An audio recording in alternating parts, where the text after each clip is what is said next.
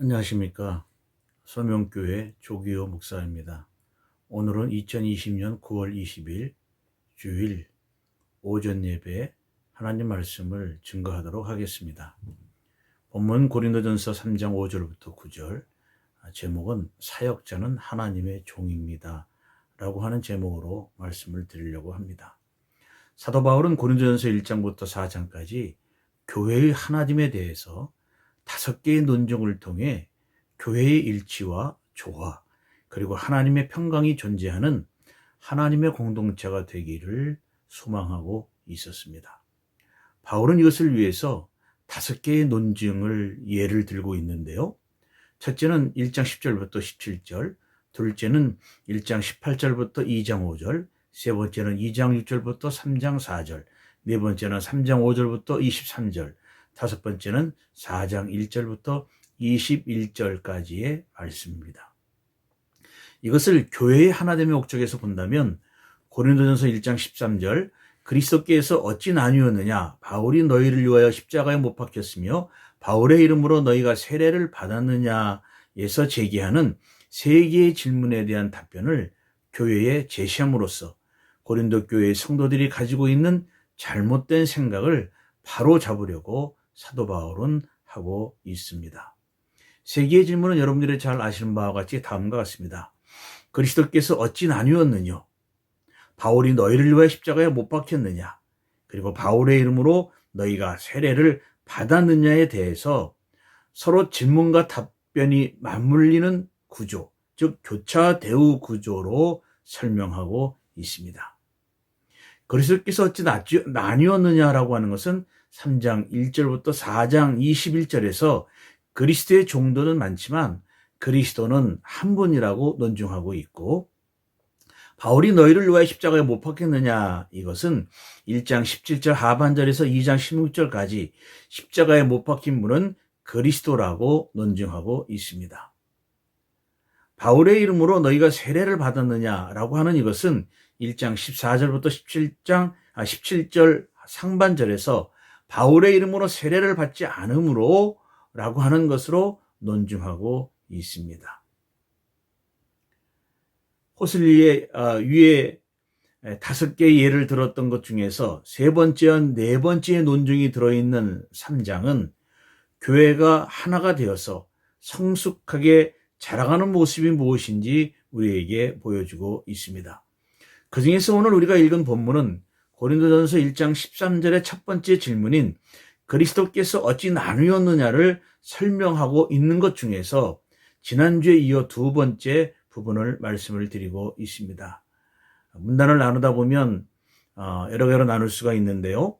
특별히 3장 1절부터 9절은 한 개의 본문으로 여겨야 되는데 저는 두 개의 본문으로 나누어서 말씀을 드리고 있습니다. 당연하게 그리스도께서는 나뉘지 않으셨고, 나뉜 것은 그리스도가 아니라 그의 사역자들이며, 그것도 독립적으로 나뉜 것이 아니라 사역의 역할이 나뉘었지만 하나님을 위한 동역자들이라고 논증하고 있습니다. 그런데 고린도전서 3장 1절부터 5절에서 말씀드렸듯이 고린도 교회에서 분쟁과 다툼의 문제를 일으키는 자들은 자신들은 대단한 영적인 은사를 가진 그런 사람들이라고 여기지만 사실은 어린아이 수준에 있는 자들이었습니다. 성령의 역사로 변화되었다고는 하지만 아직은 육신에 의해 더 지배당하는 자들이었습니다. 그런데 이런 사람들이 가지고 있는 것이 뜻밖에도 영적 엘리티즘이라고 하는 생각을 가졌고, 결국에는 내가 하는 일, 내가 받은 은사, 내가 교회에서 하는 일들이 다른 사람보다는 더 우월하다고 하는 그 우월의식, 그것이 결국은 문제를 일으키게 되었다는 것이죠. 이런 사람들을 본문에서는 육신에 속한 자라고 언급하고 있습니다. 그들은 세상적인 행동을 지배하는 그런 사고방식을 닮아가려고 하고 있기 때문에 너희들이 영적으로 은사를 가졌다고 하면서 어떻게 이런 세상적인 생각을 하고 있느냐라고 사도 바울은 책망하고 있는 것이에요. 다시 말씀드리면 자신들은 영적인 은사를, 아주 높은 은사를 가진 자라고 여기고 있지만 사도 바울, 교회를 세운 사도 바울이 볼 때에는 너희들은 세상적인 생각을 하고 있는 육적인 사람들이다라고 이렇게 볼 수밖에 없다라고 하는 것이죠. 즉 교회의 지도자들과 따르는 자들은 교회의 존재 목적과 복음 선포자들에 대한 올바른 이해를 가지고 신앙생활을 하는 것이 아니라 사람들이 가지고 있는 지혜나 은사를 가진 것을 자랑스럽게 여기고 그래서 그것에 따라 행동하고 또 자랑하면 더 큰 열매를 맺게 되어서 더 존경을 받게 되는 것이 아닌가라고 하는 그런 세속적인 가치 판단에 의해서 저들의 생각과 인식은 지배당하게 되었다고 하는 것입니다. 오늘 본문은 이런 잘못된 이해를 가진 자들이나 오해를 하는 자들 그리고 영적 엘리티즘에 빠진 자들을 위해 바울은 바로잡기를 위한 논증을 하고 있습니다. 그래서 고린도전서 3장은 논증을 위해 세 가지의 이미지를 사용을 하고 있는데요. 농사짓는 이미지, 건축 이미지, 그리고 성전 이미지입니다. 그 가운데 오늘 본문은 농사짓는 이미지가 나옵니다. 그렇다면 우리가 사역자가 하나님의 종이라고 하는 것을 어떻게 사도 바울은 농사짓는 이미지를 가지고 말씀드리고 있는가를 살펴보겠습니다. 첫째는 5절부터 6절 상반절의 말씀인데요. 하나님은 자신의 일을 사역자들에게 맡겨주셨습니다. 개역 성경 5절을 보면 그런즉 아볼로는 무엇이며 바울은 무엇이냐? 그들은 주께서 각각 주신 대로 너희로 하여금 믿게 한 사역자들이라고 말을 하였습니다. 공동 번역은요. 도대체 아볼로는 무엇이고 바울로는 무엇입니까? 아볼로나 나나 다 같이 여러분을 믿음으로 인도한 일꾼에 불과하며 우리에게 각각 맡겨주신 일을 했을 따름이다라고 번역을 하고 있습니다. 개역개정은 사역자들이라고 공동 번역은 일꾼이라고 번역을 하였습니다. NIV 같은 데에서는 서번트라고 번역을 하였고 NRSV는 역시 서번트라고 번역을 하였고요. 네슬할란드 28판 헬라어 성경에는 디아코노이라고 이렇게 쓰여져 있습니다. 그렇다면 이 번역들을 살펴보면 중요한 단어는 사역자, 일꾼, 서번트, 디아코노이, 그리고 각각 주신 대로 또는 맡겨주신 일, 영어로는 assigned 또는 assignment 또는 에도켄이라고 하는 단어가 중요하게 등장하고 있습니다. 먼저 사역자와 일꾼 또는 서번트와 디아코노이가 나온 것을 한번 살펴보겠습니다. 이 표현은 바울 서신에서 자기의 정체성을 나타내는데 즉 셀프 디지그네이션을 사용하는데 일반적으로 여러 구절에서 사용을 하였습니다. 로마서 1장 1절이나 고린도후서 6장 4절이나 갈라디아 1장 10절 그 밖에도 빌립보서, 골로새서, 디모데 전후서에서, 디도서에서도 사용을 하였습니다. 이것이 일반적인 표현, 통상적인 표현이라고 여겨서 말만 종이라고 하고 행동은 그 반대로 우월의식을 가졌다라고 하는 것이 아닙니다. 단어 뜻 그대로 사도 바울은 그렇게 생각을 했고 종으로 생각을 했고 또 행동으로 자신을 나타내었습니다. 바울만이 아니었죠. 다른 사도들, 즉 야고보나 베드로, 또 유다, 또 계시록에도 그런 표현이 나오는데요. 그들 자신을 종으로 표현한 것을 우리는 찾아볼 수 있습니다. 특별히 본문에서 바울은 종이라는 역할에 대한 표현을 두 번 썼는데요. 5절은 서번트고 9절에서는 fellow workers라는 단어를 썼는데요. 바울은 이 단어를 자기의 지위를 나타냈다라고 말씀드렸지 않습니까? 그리고 이 평행되는 단어로는 4장 1절에서 슈튜어드, 즉 청지기를 사용을 하였습니다. 바울이 사용한 이 단어는 주인의 재산을 맡아서 운영하는 종이며 책임 있게 관리하는 자라는 뜻을 가지고 있습니다. 그리스 로마 시대의 노예는 철저하게 주인에게 종속된 존재였습니다. 노예들은 명령에 복종하고, 즉 종이죠. 복종하고 주인이 시킨 일을 완수하기 위해 적극적으로 자신의 능력을 발휘하는 노예가 주인으로부터 인정을 받았습니다. 그들은 자기 일을 통해서 주인을 만족시킬 뿐만 아니라 그것으로 통해서 자기의 존재 가치를 입증을 했어요. 그래서 직업이 있는 노예들은 다른 노예들과 달리 자부심을 가지고 있었다는 것입니다. 이 단어를 구절에서처럼 동역자로 사용을 한다면 역할에 대한 다른 의미를 우리가 찾을 수가 있는데요. 그것은 하나님의 통치와 지도 아래에서 함께 일하는 사역자를 뜻한다고 볼 수 있습니다. 즉 동역자가 하나님과 함께 일하는 동역자라는 뜻이 아니고 하나님의 통치의 권위 아래에서 하나님의 지도 아래에서 함께 일하는 사역자를 fellow workers라고 이렇게 표현을 했다는 것입니다. 당연하게 아볼로와 바울은 누구의 종이며 누구의 통치를 받는 사역자들입니까? 당연히 고린도전서 1장 1절의 말씀처럼 예수 그리스도라고 하는 사실입니다. 예수 그리스도의 통치 속에서 일하는 사역자들. 그래서 주님은 사역을 주실 뿐만 아니라 사역을 수행하도록 해 주시는 분입니다. 이 사역은 개개인에게 맡겨주신 일입니다. 하나님께서 하나님의 일을 각각의 개인에게 특별히 주셨다는 것이죠. 그래서 6절 상반절에 보면 나는 심었고 아볼로는 물을 주었을 때라고 말하고 있습니다. 마치 건물을 지을 때 일하는 분들의 분야가 전문적인 분야가 다르고 또 그 분야에서 잘해야 할 뿐만 아니라 또 각자의 일을 잘 맞추어서 하면 결국에는 건물이 완성되듯이 종이든지 동역자든지 각자는 자신의 일을 하도록 하나님으로부터 받았다는 것입니다. 받았다라고 하는 것은 assigned, 맡김을 받았다. 하나님이 맡겨주셨다는 것이죠. 그래서 바울과 아볼로는 같은 분야에서 다른 부분들의 일을 하도록 주님의 권위 아래 일을 맡았다는 것입니다. 그런데 바울은 자신을 나는 심었다라고 하면서 나를 강조하고 있습니다. 그것은 바울은 교회를 처음 시작한 개척자입니다. 심었다라고 하는 것은 to plant, 물 주다라고 하는 것은 to water, 문자 그대로 한다면 give to drink라고 하는 것이죠. 그러니까 심었다, 물 주다의 이미지는 6절, 7절, 8절에서 서로 병치되고 있다는 것입니다. 즉 접속사를 사이에 두고 그 두 가지의 대상들이 균형을 이루어서 나타나고 있다라고 하는 것입니다. 즉 여기서 나를 강조하고 있지만 심는 것이 나라고 하는 것을 강조하고 있지만 바울은 자신의 기득권, 처음 시작했다라고 하는 것을 주장하지 않는다는 것입니다.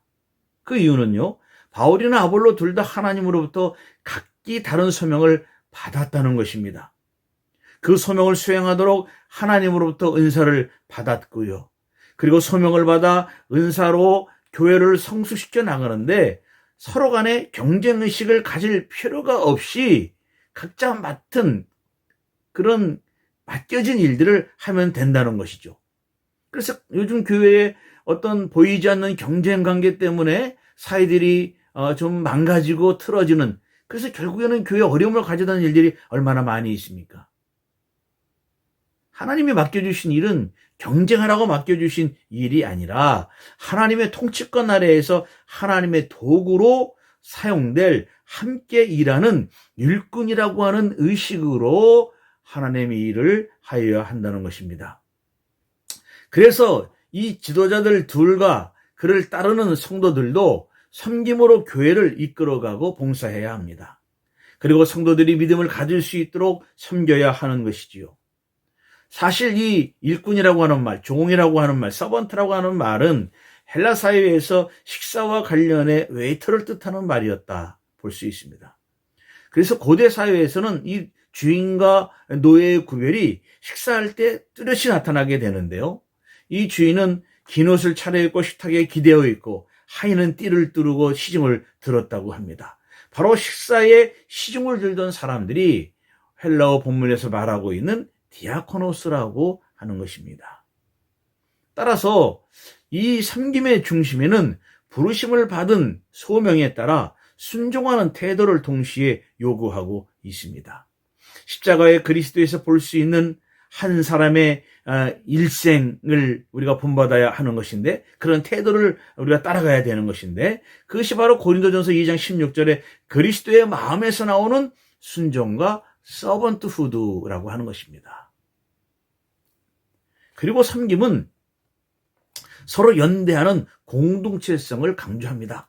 각기 받은 은사대로 각자의 일을 하는 그런 전문성을 가지고 있고 경쟁할 필요 없는 것이지만 그러나 공동체성, 연대성이 필요하다고 하는 것이죠. 왜냐하면 하나님은 구약에서 백성을 섬기는 자로 이스라엘의 가난한 백성들을 돕고 보호해 주셨습니다. 그래서 하나님의 섬김에 의존하는 사람들은 서로 섬기는 모습으로 공동체가 강력한 모습으로 이루어지도록 연대하도록 이제 이끌어 나갔던 것을 볼 수 있습니다. 그래서 바울은 이 두 사람의 경쟁 관계가 아니라 각자에 맡은 소명을 열심을 다하여서 서로 연대하는, 즉 솔리데리티의 중요성을 강조하고 있다는 것입니다. 그러니까 독자적으로 혼자 막 하는 것이 아닙니다. 함께 발맞추어 보조하는, 그리고 서로 섬기고 도와주는 그런 연대성이 필요하다고 하는 것이죠. 그래서 영적인 인식론과 주님의 마음을 기반으로 하는 영적인 공동체는요, 실제적인 삶의 필요를 외면하고 같은 이름으로 주일 예배만 드리는 그런 공동체와는 다르다고 하는 것입니다. 그런 공동체는 사실 오래가지 못합니다. 그냥 같이 모여 있다라고 하는 것을 강조하는 것일 뿐 삶의 필요를 외면하고 돌보지 않는 연대성이 없는 공동체는 오래가지 못한다라고 하는 것이죠. 조그만 일만 벌어지면 서로의 의견이 다르고 조율하지 못하는, 그래서 분열이 일어나는, 그렇다는 것입니다. 왜 그렇습니까? 그것은 조금 전에 말씀드렸듯이 솔리데리티, 연대성이 부족하기 때문이다. 그런 사람들은요, 일정 기간 친구는 될 수 있지만 결국에는 갈라설 수밖에 없다는 것입니다. 따라서 공동체가 지속하려면 어떤 영적인 경험보다 훨씬 더 깊은 토대가 있어야 되는데, 그것은 서로가 하나 되기를 힘쓰고 사랑하는 가운데 서로 먼지가 되도록 섬기는 절대 섬김과 절대 희생의 연대감이 절실히 필요할 줄로 저는 생각하고 있습니다. 두 번째는 6절 하반절과 7절인데요. 하나님은 사역에서 열매를 맺게 해 주십니다. 6절 하반절과 7절에 보면 오직 하나님께서 자라나게 하셨나니 그런즉 심는 이나 물주는 이는 아무것도 아니로되 오직 자라게 하시는 이는 하나님뿐이니라 라고 말씀하고 있습니다. 이처럼 식물을 심는 농사짓는 이미지는 구약 이사야서 41장 또 44장 60장 이런 곳에 나오는데요. 바울은 그 이미지를 가져다가 오늘 본문에서 유용하게 잘 사용하고 있습니다. 하나님이 사막에 이스라엘을 심으셨듯이 바울은 이방 세계에 교회를 심었습니다. 이것은 바울의 의지로 된 것이 아닙니다. 하나님의 성령이 역사하셔서 하게 되었다고 하는 것입니다. 그렇다면 첫 번째 말씀드린 서로 간에 각자의 소명대로 은사대로 맡은 일을 하는 그 사람들의 연대감 속에는 무엇이 그 연대감을 가능하게 하느냐? 바로 하나님의 성령이 역사하신다고 하는 사실입니다. 그렇다면 성장과 성숙이라는 결과는 비록 바울이 심고 아볼로가 물을 주었다고 하여도 실제로는 하나님의 역사하셔야 자라날 수 있다는 의미인데요. 성장은 좋은 기술이나 방식으로 자라는 것이 아닙니다. 그렇게 생각을 하고 있겠죠, 사람들이. 그러나 자라나게 하는 것은 하나님의 은혜가 주어져야 합니다. 아무리 좋은 조건, 좋은 기술이 투입됐다고 할지라도 하나님의 역사가 함께하지 않으면 좋은 열매를 맺을 수가 없습니다. 심고 물을 주는 사람의 역할을 무시하는 것은 아니지만 자라나게 하시는 하나님과 비교하면 별것 아니라는 것입니다. 왜냐하면 하나님의 주권적 영역에 해당하는 것이기 때문이라고 하는 것이죠. 그렇다고 해서 적당히 하고 게으르게 해서도 안 됩니다. 부름받은 소명자의 태도는 이것을 알고 있는 것이 매우 중요합니다. 이것을 알지 못하는 사람들은 성장의 근원이 사람에게서가 아니라 하나님에게 있다라고 하는 원리를 알아야 하나님이 주신 일을 행할 수가 있게 되는 것이죠. 이런 원리를 잘 모르는 영적인 아이인 고린도 교회 성도들은 특정한 사도를 좋아하고 그에게 속해 있는 것을 자랑하고 있습니다. 그래서 오늘날 교회 안에서도 제자 훈련을 하는 그런 어떤 사람들은 특정 교육자의 제자를 만들려고 하고 그런 직분자를 만들려고 하는 것을 보게 됩니다. 교회 안에서의 훈련은 철저하게 세상과 자기가 소속해 있는 곳에서 말씀과 믿음으로 섬기는 그리스도인이 되게 하는 것이 목표가 되어야 하는 것입니다. 주석가 헤이지의 말대로 현장에 먼저 왔던 바울은 고린도 교회를 심었습니다. 그리고 나중에 왔던 아볼로는 자라는 곡물에 물을 주었습니다. 그러나 이들은 각기 하나님께서 맡기신 가업을 수행한 것뿐이죠. 따라서 둘 중 누구도 자신의 권리로 어떤 무엇이 되지 못합니다. 그들의 노력이 하나님의 지시와 능력 주심을 떠나서는 아무런 소용이 없기 때문에 그렇다는 것입니다. 교회에서 일하는 사역자들은 시키는 대로 할 뿐입니다. 씨가 생명을 얻어 열매를 맺게 하는 일에는 전적으로 무력한 존재들입니다. 씨가 생명을 얻어 열매를 맺게 하는 것은 하나님의 성령의 신비한 능력에 의해 이루어지는 것이에요. 바울은 6절과 7절에서 두 번씩 언급하고 있습니다.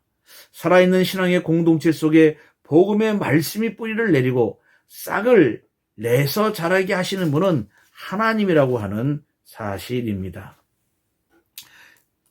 그래서 내가 한다고 하는 주인의식은 필요하지만 내 것이라는 소유권을 주장하는 것은 교만한 것이고 내가 마음대로 할 수 있다는 것은 오만한 생각입니다. 이것이 교회 공동체를 깨트리고 하나님의 몸을 찢는 죄라고 하는 사실입니다. 우리는 성실하고 충성스럽게 맡은 일을 하는 신실함이 필요합니다. 이것을 항상 내 의식 속에 두어야 합니다. 필요할 때마다 꺼내어 쓰는 것이 아니라 이 의식이 생활화되어 있어야 하는 것입니다. 그렇다면 당연히 우리의 몸과 마음에 새겨두어야 하는 것이죠. 즉 나는 하나님의 종이라고 하는 의식을 가지고 성도들과 연대하는 사역을 하여야 한다는 그런 의식, 그것을 통해서 하나님의 역사가 드러난다고 하는 그런 굳센 믿음을 가지고 교회에서 사역을 하는 것이 매우 중요합니다.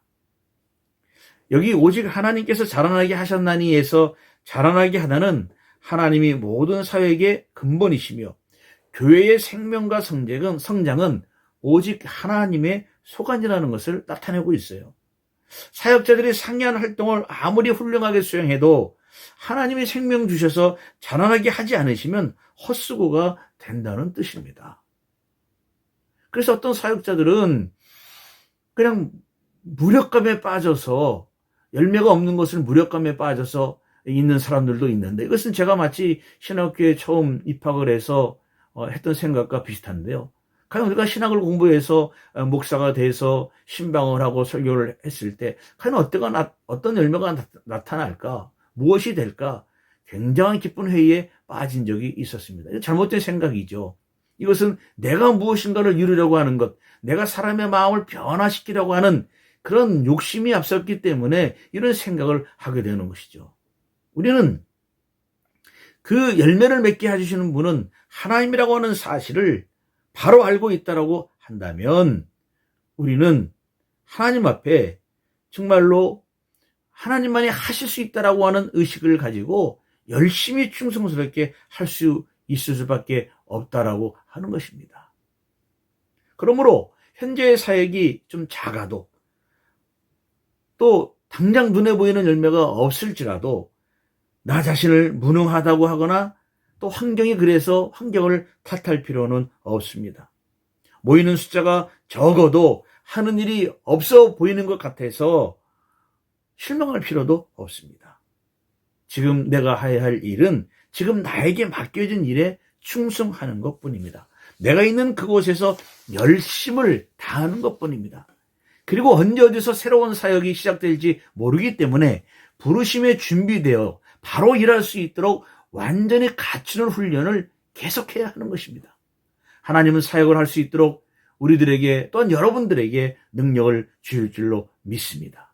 열매는 하나님께서 맺게 해 주신다는 것이죠. 세 번째는 8절인데요. 하나님은 종들에게 상을 주십니다. 8절에 심는 이와 물주는 이가 한 가지이나 각각 자기가 일한 대로 자기의 상을 받으리라 하였습니다. 심는 이와 물지는 이는 서로 다른 직업이지만 일을 한다는 것에서는 똑같다는 것이죠. 한 가지라고 하는 것입니다. 그래서 서로 한 가지 목적을 향하여 각기 다른 소명으로 일을 하여야 합니다. 그래서 앞서 두 차례 말씀드렸지만 이 둘은 서로 경쟁할 이유가 없습니다. 부름받은 성도들이 준비하고 마음에 둘 것은 한 가지 목적을 위해 교회는 존재한다는 사실을 마음에 새겨야 합니다. 그것은 오늘 본문에도 나와 있지만 골로새서 1장 20절에 보면 그의 십자가의 피로 화평을 이루사 만물 곧 땅에 있는 것들이나 하늘에 있는 것들이 그로 말미암아 자기와 화목하게 되기를 기뻐하심이라 그랬습니다. 13절에서도 골로새서 1장 13절에서도 그가 우리를 흑암의 권세에서 건져내사 그의 사랑의 아들의 나라로 옮기셨으니 이 말씀처럼 예수 그리스도의 평강과 은혜는 성도들에게 그 성도의 존재의 의미를 그리고 사역의 의미를 되새기게 하도록 해주고 있다라고 하는 것입니다.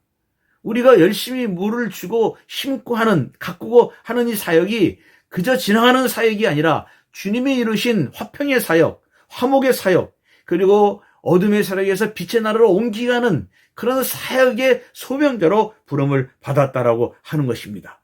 그래서 예수 그리스도가 세운 나라를 위해 교회 공동체는 경쟁과 자본의 논리가 아니라 연대와 공공의 선을 위해 심고 물을 주고 다듬는 사역을 신실하게 하여야 될 줄로 분명히 믿습니다. 그런데 종종 교회 안에서 적대적인 관계가 생깁니다. 직분 때문에 어떤 각 전도회 또 선교회 임원 때문에 그리고 눈에 보이는 활동적인 사역들로 인해서 그리스도의 십자가의 피로 인해 형제 자매가 된 성도들이 서로에게 창을 겨누는 안타까운 일들이 벌어지게 된다고 하는 것을 우리는 종종 목격하게 됩니다. 여러분들이 잘 알고 있는 로렌스 형제는요, 21세가 되던 1635년에 스웨덴과의 랑베르빌르 전투에서 다리에 심한 부상을 입고 전역을 하고 다리를 절게 되는데요. 이 일로 인해서 그는 하나님을 찾기 시작을 했고, 나는 이제 나라를 위한 군인이 아니라 거룩한 직업, 예수 그리스도의 깃발 아래에서 전투하는 일에 종사하게 되었다. 그리고 그것을 갈망하게 되었습니다. 그래서 그는 26세인 1640년에 파리에 소재한 맨발의 카르멜 수도원의 평신도 수도자로 입회를 하였습니다. 그러니까 평수도자가 된 것이죠. 그것에서 그는 수도원의 부엌에서 약 100여 명의 수도자들을 위해 음식을 준비하는 일을 15년 동안 섬겼다고 합니다. 다리가 불편해서 오고 가는 일이 힘들어 신발 수선실로 자리를 옮겼고, 그래서 평생을 수도원에서 접시 닦는 허드렛 일, 빛이 나는 일이 아니죠. 가르치고 하는 일이 아니라 그저 닦고 씻고 수선하는 일을 하았지만, 하찮은 일이었지만, 그러나 그는 그릇을 닦듯이 말씀으로 자신을 갈고 닦았다는 것이죠. 항상 하나님의 임재를 체험하며 살았기 때문에 사람들이 그를 통하여 위로와 평화를 얻었다라고 우리는 듣고 있고 또 많은 것을 읽고 알고 있습니다. 우리가 보기에는 하찮은 일일지라도 하나님이 주신 일을 그 자리에서 꼿꼿하게 실망하지 않고 최선을 다하여 채찍질하여 경주하는 이 자세, 그 자세 속에는 날마다 자신의 마음과 생각과 행동을 깎는 그런 일이 동반되지 않았겠습니까? 제가 좋아하는 목사님 중에 최희동이라고 하는 분이 있습니다. 목사님이시죠. 그분의 책 걸레질하는 예수에 이런 말이 있습니다. 이 세상이 이나마 살만한 것은 이처럼 소리 없이 빛도 없이 자신의 몸으로 걸레의 삶을 살아가는 생명들이 있기 때문이다. 이 걸레를 바라보면서 자연스럽게 떠오르는 것이 있었다. 그것은 십자가였다. 십자가 역시 누군가가 짊어져야 십자가이지, 짊어지지 않는 십자가는 그저 나무 토막에 불과하다. 그렇구나. 십자가야말로 이 세상의 걸레이구나.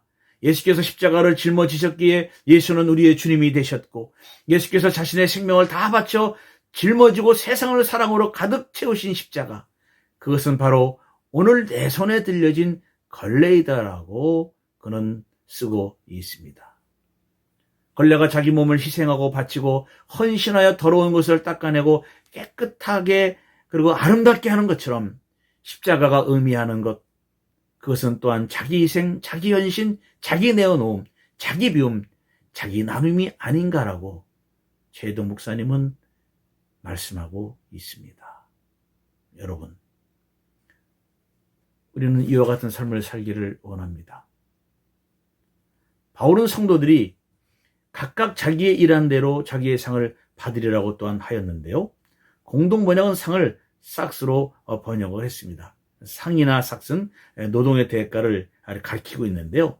8절에서 상으로 쓰여진 헬라어 미시도스는 신약에서 총 28회가 사용이 되었고요.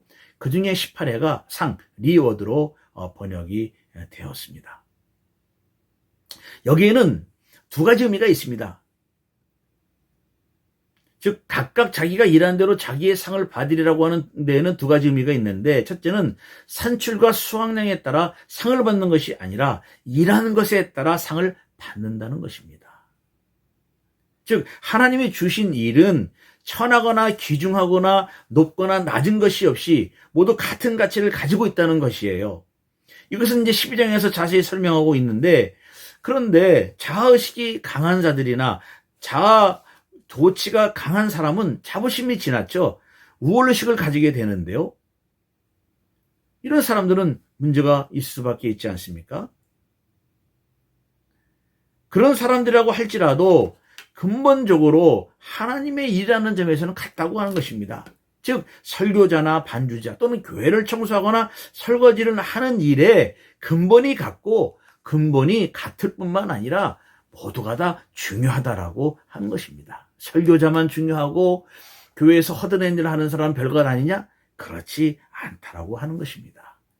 그것 자체를 가지고 우월의식을 가진 것 자체가 문제가 된다라고 하는 것이죠. 그래서 뭐라고 말씀드렸습니까? 일하는 것에 따라 상을 받는다라고 말씀을 드렸습니다. 이런 것들이 현재 어떤 평가를 받을지 모르지만, 즉 눈에 보이는 사역이 귀중하고 중요하게 여겨진다고 하는 것, 그러나 종말에는 어떻게 일을 하였는가에 따라서 하나님이 판단하여 상을 주신다는 것이죠. 이것은 앞으로 나올 14절과 긴밀하게 연관이 되어 있는데요. 자기가 맡은 역할들을 바르고 성실하게 그리고 최고의 힘을 다해 효과적으로 일을 한 사람들은 종말의 때에 그것이 분명하게 드러나게, 즉 인정받는 상을 받게 된다라고 하는 것입니다. 여기서 받게 되는 상이 앞으로 이제 말씀을 드릴 것인데요. 차등이 있는 상이냐 아니면 똑같이 받는 균등적인 상이냐는 이제 다음번 이제 말씀에서 나타나게 될 예정인데요. 분명한 것은 무엇이냐? 종말의 때에 그것이 분명하게 드러나고 인정받게 된다라고 하는 것입니다.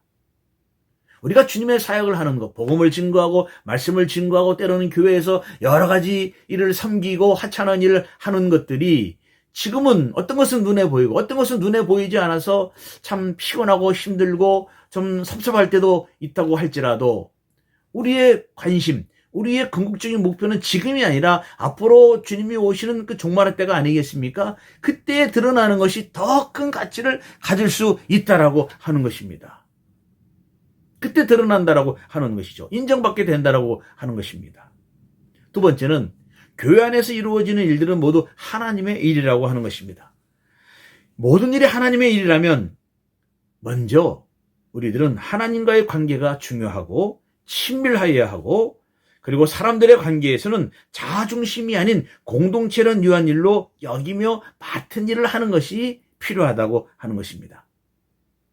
맡은 자가 신실하고 충성스럽게 한다면 자아중심의 어린아이와 같은 자들의 생각하는 것들이 있죠. 평가를 의식하거나 그런 것들을 두려워해서는 안 된다고 하는 것입니다. 좀 더 자유롭게, 그러나 좀 더 깊게, 좀 더 넓게, 좀 더 영으로 맡은 일을 하여야 하는 것입니다.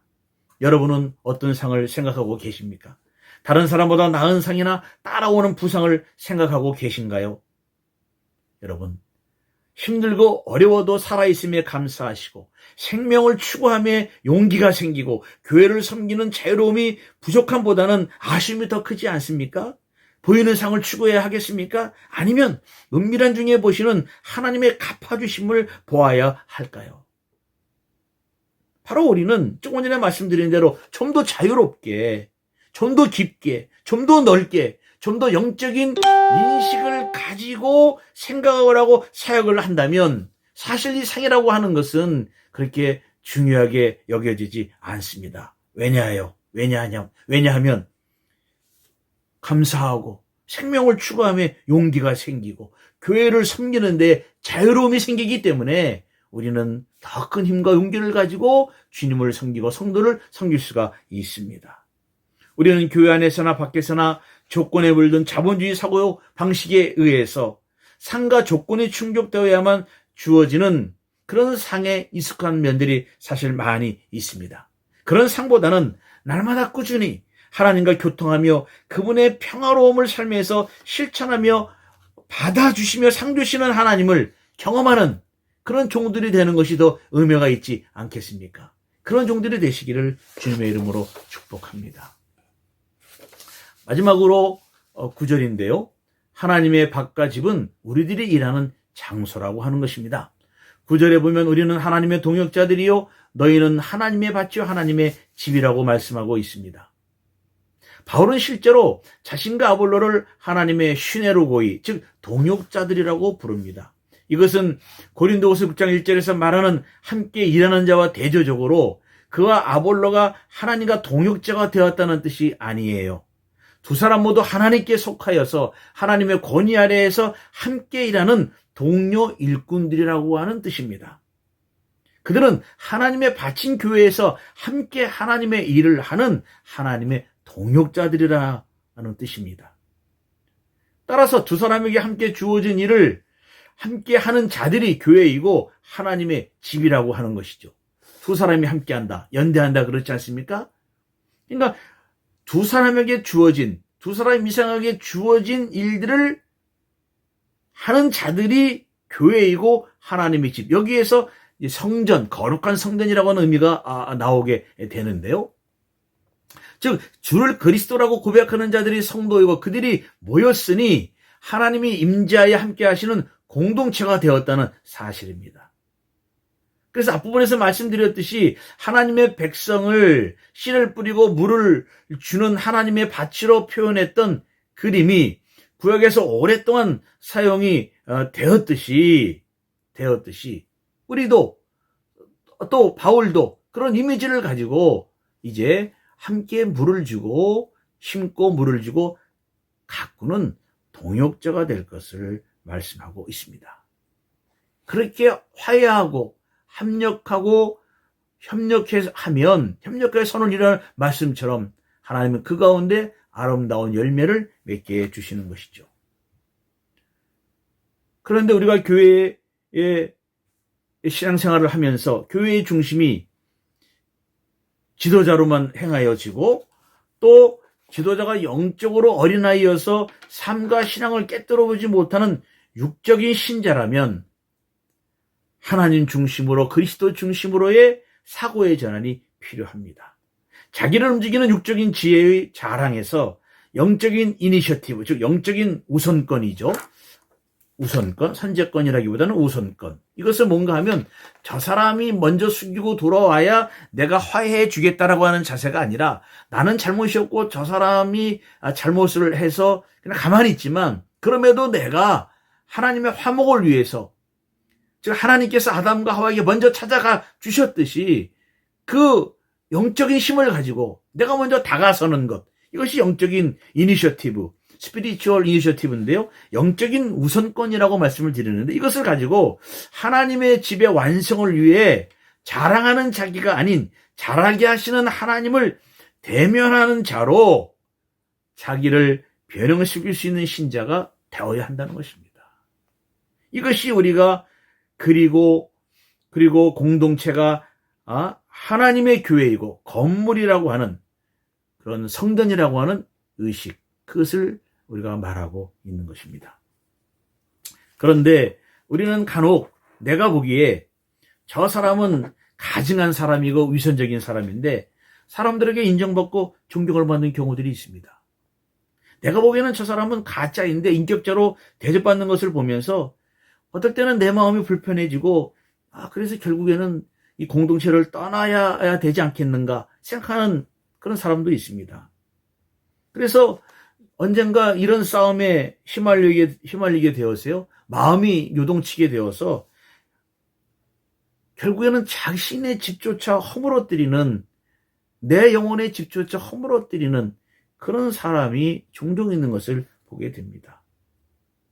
위선적인 사람 분별하다가 잘못되고 부족한 것을 지적하다가 실제로는 자기를 세우지 못하는 사람이 있는데, 어떻게 보면 이런 사람은 헛똑똑이 어리석은 사람이라고 말할 수 있죠. 오래전에 제가 아는 분이 있었는데요. 이 사람이 교회에서 불편한 사람이 있었나 봅니다. 그분이 새벽 기도를 나오니까요.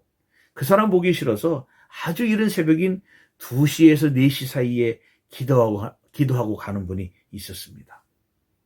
올바른 신앙인이라고 말할 수 있을까요? 우리는 불편하고 싫은 사람을 만나면 피하거나 떠나려고 합니다. 여러분, 저 사람만 위선자이고 저 사람만 가짜입니까? 아닙니다. 떠나려고 하는, 피하려고 하는 나도 똑같은 사람이에요. 그렇기 때문에 내가 지금 실제로 해야 할 일은 하나님의 집을 세우려고 해야 하는 것인 심고 물을 주고 관리하는 것을 싫은 사람 때문에 안 하거나 피하고 있다는 것이에요. 그렇지만 하나님은 하나님의 권위에 순종하여 하기 힘든 일, 그리고 서로 짐을 지기 싫은 일들을 동역자들, 사역자들에게, 일꾼들에게 맡겼습니다. 서번트가, 종이나 노예가 주인이 맡긴 일을 싫다고 안 합니까? 저 사람하고 불편하다고 떠넘깁니까? 아니잖아요. 하나님의 집인 교회를 온전히 세우기 위해 동역자로 부르셨습니다. 이것은 이도와 선택권이 아닙니다. 하나님의 권위에 순종함으로 져야 하는 곤란한 짐입니다. 매우 곤란한 짐이 될 수도 있지요. 그러나 이 짐은 지고 죽으라는 짐이 아닙니다. 짐을 지고 힘든 것을 이겨내고 목표를 향해 짐을 옮길 때까지 견디며 맡아야 하는 짐입니다. 그래서 이 일을 하면서 싸움을 하든 희생을 하든 결국은 자기의 짐을 지고 그 자리에 서 있어야 하는 것입니다. 이것이 훈련이에요. 스스로 자청하여 받는 환란이며 곤란이라고 하는 것이죠. 그래서 이 짐을 맡는 이유는 삶의 본질이 하나님과의 관계에서 비롯된 것이기 때문에, 그리고 그것을 인식하는 자들이기 때문에 질 수밖에 없고 또 져야만 하는 짐이라고 하는 것입니다. 어린아이와 같은 지도자들, 그런 사람들은 당장 피하고 싸우려고 하겠죠. 그러나 영적인 인식을 하는 그런 사람들은 내가 이 곤란한 짐, 자청해서 질 수밖에 없는 진이지만 내 삶의 본질, 내 믿음의 본질이 하나님과의 관계에 있기 때문에 진다는 것입니다. 그렇지만 괴롭지요. 그럼에도 불구하고 우리는 즐겁고 기쁘고 기꺼이 져야 하는 짐이라고 하는 사실입니다. 이런 사람들은 삶의 조건이 달라진다고 해서 변덕을 부리지 않습니다. 그는 하나님이 주시는 생명의 본질을 깨뜨리고 있기 때문에 그렇습니다. 이런 분들은 어떤 조건에 있든지 함께하는 연대의 정신을 누리려고 노력하는 분들입니다. 그래서 삶이 풍성해지지요. 몸이 불편하고 힘들어도 풍성해지는 것입니다. 왜요? 이미 상을 하나님으로부터 받았기 때문입니다. 반대로 조건에 매달려 거기에 얽매인 사람들은 점점 삶이 빈곤해질 것입니다.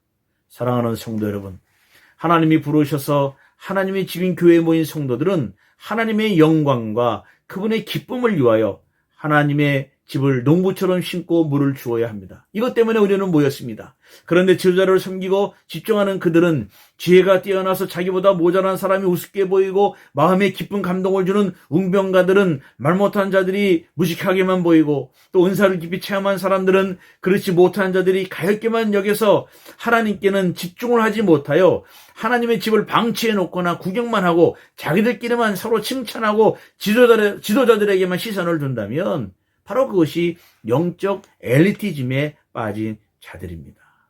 하나님의 집이며 공동체인 교회에서 찾아야 될 것은 자기의 자존심이 아닙니다. 기꺼이 곤란한 짐을 지기로 했다면 우리는 하나님의 권위에 순종하여 심고 뿌리시기를 바랍니다. 바랍니다. 아무렇게나 하는 것이 아니라 심고 뿌리고 물 주는 일을 통해서 하나님의 열매를 기대하며 뿌리는 것이고 심는 것입니다. 즉 하나님의 영광이 어디에서 어떻게 드러나는지 기대하며 하는 것입니다. 그것을 위해 우리들은 날마다 시간마다 자신을 십자가로 이끌어야 될 줄로 믿습니다.